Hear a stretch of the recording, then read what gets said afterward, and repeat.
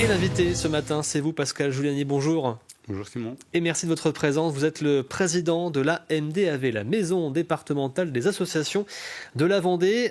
J'ai tendance à résumer en disant une association au service des associations. C'est un peu ça. Tout à fait. Concrètement, la MDAV, vous êtes là pour apporter donc un soutien à l'ensemble des structures associatives du département sur différentes thématiques, à la fois sur la formation des bénévoles, mais aussi sur la gestion tout simplement d'une association en tant que telle. Oui.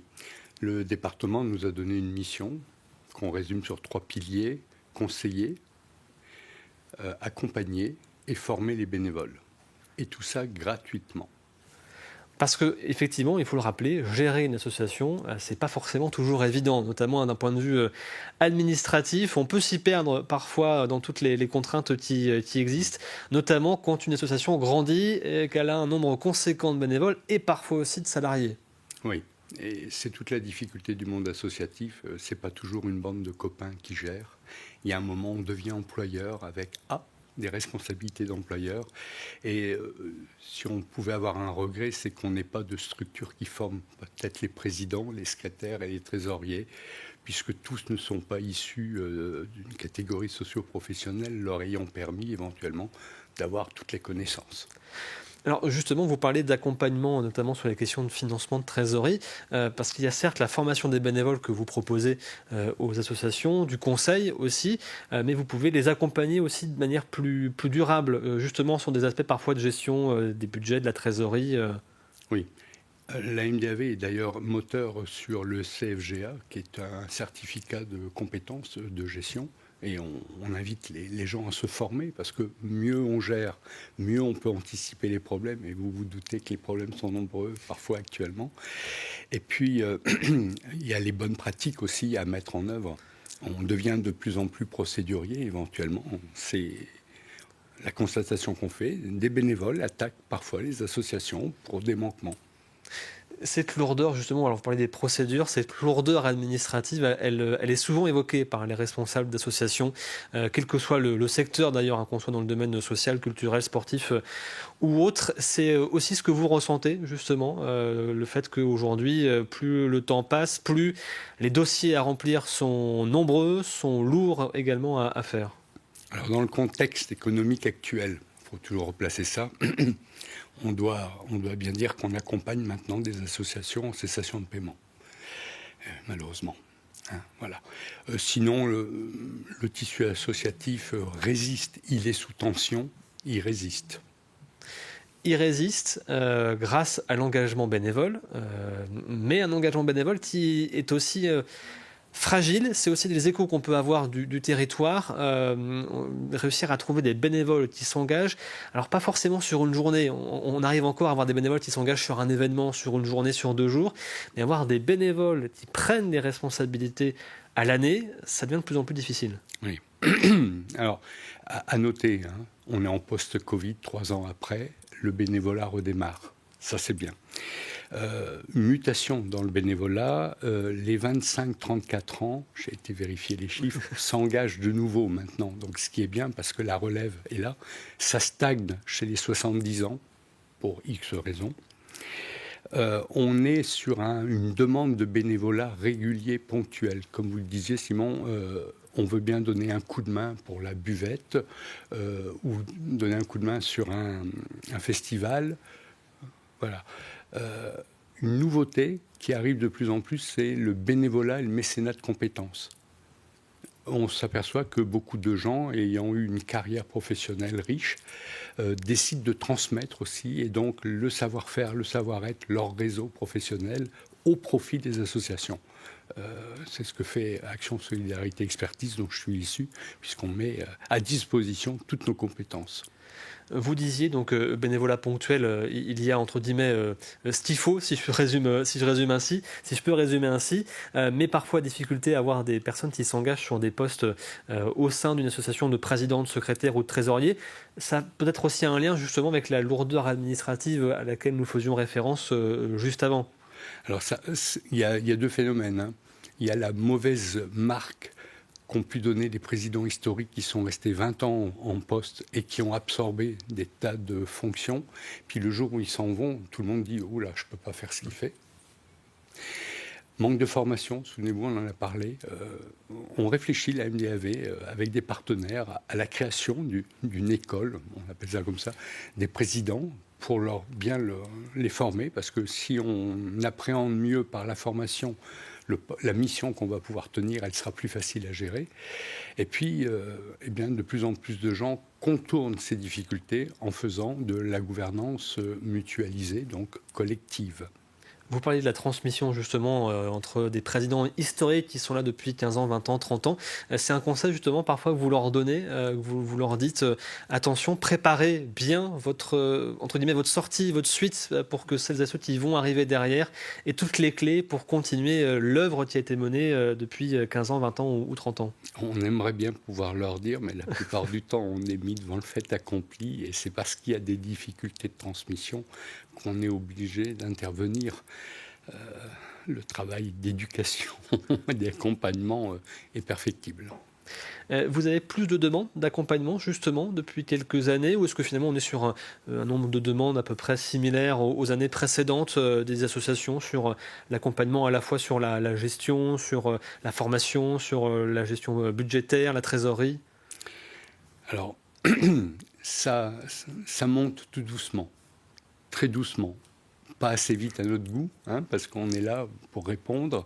Il y a des assos, vous savez, qui nous disent « La MDAV ? Ah ben je ne connais pas. Ça fait 10 ans, je ne connais pas. Non, ben, on n'a pas besoin de vous. On fonctionne, on n'a pas besoin de subventions. » Il y a des petites assos. C'est vraiment le cœur, le noyau dur de l'association.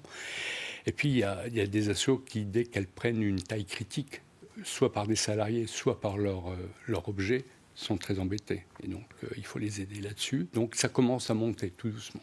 Vous parliez tout à l'heure donc, des associations qui malheureusement pour certaines sont en cessation de paiement. On sait effectivement qu'il y a une difficulté économique, à la fois baisse de certaines subventions de la part à la fois de l'État ou de collectivités locales, et aussi des difficultés maintenant à trouver des partenaires privés, des entreprises, des mécènes pour accompagner l'ensemble des projets.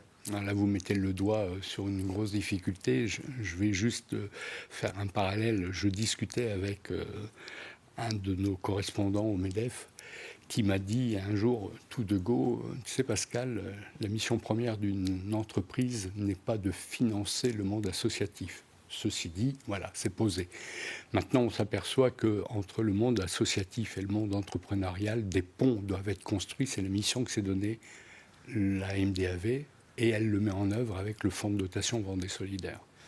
Alors, on reste un peu sur la même thématique, mais on s'en écarte très légèrement, puisque vous allez lancer en janvier prochain un nouveau système qui s'appelle Réseau, pour accompagner justement les associations qui ont des salariés. C'est le cas, on en parlait à l'instant, parfois de structures qui sont contraintes, de par leur activité, de prendre 1, 2, 10, 15, même parfois plus de salariés. Et là, on se transforme, lorsqu'on est président, on devient finalement, alors je fais un parallèle un peu malheureux, mais chez l'entreprise, c'est un peu ça finalement dans la gestion des ressources humaines. Tout à fait. Alors Réseau n'est qu'une mise en œuvre d'une structure qui existe actuellement au sein de la MDAV, puisqu'on fait déjà un peu plus de 8600 fiches de salaire par an. Mais il fallait qu'on se dote d'un outil plus rigoureux. Voilà. Et surtout qu'on puisse trouver une astuce pour que les coûts soient maîtrisés à long terme. Donc on mutualise un certain nombre de process. Les associations sont adhérentes obligatoirement, mais elles sont maîtres d'œuvre. Ça leur appartient. Ça se met en route pour les nouvelles associations le 2 janvier. Pour celles qui sont actuellement accompagnées, à peu près 120, ça va se faire durant le mois de novembre, une élection d'un bureau, d'un truc comme ça, voilà. Et ça va permettre de réduire drastiquement le coût. Voilà. On n'est pas un cabinet comptable, bien sûr. Voilà. On ne fait que l'acte technique de la paye. On parlait du salariat dans le monde associatif. Est-ce que justement aujourd'hui, est-ce que vous constatez des départs, puisqu'on parlait des difficultés de financement, j'imagine que forcément ça peut avoir une incidence sur les salariés des différentes associations. Est-ce qu'aujourd'hui certaines sont contraintes de se séparer de leurs salariés, ou est-ce que pour l'instant chacun arrive à maintenir les emplois ? Alors, si vous vous souvenez, historiquement, il y a quelques mois, il y a eu un séisme lorsque la présidente de la région a annoncé certaines mesures. qu'est-ce qu'il en est maintenant?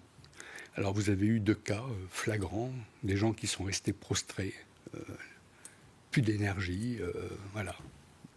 Et là, c'est difficile, très difficile pour eux. Et puis il y a des gens, ça a fait l'effet d'un électrochoc, qui ont réactivé des réseaux, qui ont mis fin à certaines choses, qui se sont repositionnés. Et je dirais, il faut se repositionner sur l'objet de leur activité et non pas sur les à côté. Quand vous faites une asso, c'est pas pour faire des fiches de paye ou pour faire de la gestion. Il y a un objet social. Concentrez-vous sur l'objet social et déléguez à d'autres structures à des coûts moins chers que d'avoir soi-même son propre salarié, par exemple. D'où l'existence, entre autres, de la MDAV, justement pour ça. Tout à fait, oui. Alors, on parlait de financement. Il y a aussi un point important, c'est le fonds de dotation Vendée solidaire, qui est lié aussi, bien sûr, à la maison départementale des associations de la Vendée, qui avait été créé en 2010 à l'initiative, si je ne dis pas de bêtises, du président du club d'athlétisme de l'Athlé-Bocage Vendée, qui n'est plus présent, il a quitté ses fonctions, mais qui avait été à l'initiative de la création de ce fonds. L'objectif, c'est justement, grâce à différents mécènes, de pouvoir financer, via des appels à projets, différents projets dans différents secteurs menés par des associations du territoire. C'est bien résumé, c'est tout à fait ça. Oui, donc on a récupéré le fonds d'Athlé-Bocage. Voilà. C'était le président Desmurger qui malheureusement nous a quittés, qui avait mis ça en œuvre. Donc un coup de chapeau pour lui. On l'a mis en œuvre. On a fait l'inauguration en février de cette année. Télé Vendée nous avait accompagnés d'ailleurs. On a voulu donner une grande dimension, donc on s'est entouré d'un comité stratégique qui regroupe toutes les forces vives de l'entrepreneuriat vendéen. La CCI, le MEDEF, la Chambre des métiers de l'artisanat, la CPME, le pôle ESS, 2 établissements bancaires, le département et d'autres entreprises qui viennent, parce que ça permet de mutualiser les réflexions. Ce sont des fédérations, donc on peut toucher un grand nombre de personnes. Et on a ouvert l'appel à projet en avril. Le 15, je vous fais une confidence, le 15 septembre, le jury, sous la présidence de Daniel Lédin, va choisir les lauréats qui seront mis à l'honneur le 10 octobre. J'allais venir, le temps passe vite malheureusement, j'avais encore plein de questions à vous poser, mais effectivement, donc on connaîtra le nom des lauréats le 10 octobre prochain pour le fonds de dotation. Enfin avant, en tout cas il y aura la remise officielle le 10 octobre pour l'ensemble des lauréats. Merci beaucoup Pascal Juliani d'avoir été à nos côtés ce matin pour ce point sur le monde associatif vendéen.